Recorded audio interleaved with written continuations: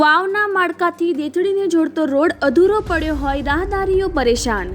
6 kilometre અંતર ધરાવતા આ રસ્તામાં 1.5 કિલોમીટરનો રોડ કેવી રીતે થયો ગાયબ?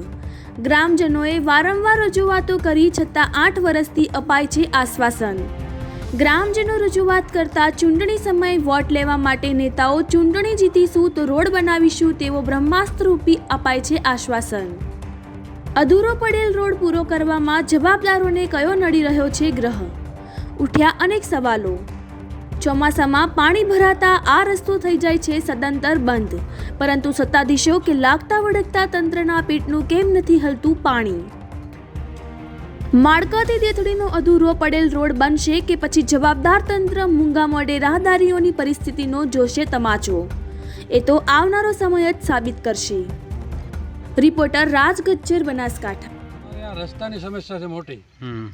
રસ્તો 5 ગામોનો રસ્તો છે, ભડવેલ, દેથળી, ધણાવાડા, અહીંથી પછી આગળ બીજો ગામોમાં જવાય છે ને 5 ગણો ને 2014થી આ રસ્તાનો કંત્રાટો અલાણો છે। કંત્રાટી કોઈ ધ્યાન દોરતા નથી કે રાજકારણવાળા પણ ધ્યાન દોરતા નથી। ભાજપની સરકાર આવી ત્યારે પણ કોઈ જવાબથી કોઈ ધંધાથી કોઈ અહીંયા ચોપ હલવાઈ ગયા, હજુ ધ્યાન દોર્યું નહીં। કોંગ્રેસની સરકાર આવી તે પણ ધ્યાન, બીજી વખતે જ્ઞાની બેન આવ્યા છે, હવે શું થશે અમે વિચારી રહ્યા હતા કે સારું કરશે કોમના અમારા કોટામાં ને પથ્થરમાં બાળ બચ્ચાને ભણવા દેવા માટે તકલીફો થાય છે, એ પાણીમાં કોઈનો ખતરો થઈ જાય, કોઈને જોખમ આવી જાય, પણ એ કોઈ ધ્યાન દોરતા નથી। ચોમાસામાં અમારે 3 થી 4 કિલોમીટર ગામને જવા માટે ફરીને જવું પડે। અહીં કને 6 મીટર પાણી, 6 ફૂટ પાણી ભરાઈ જાય છે।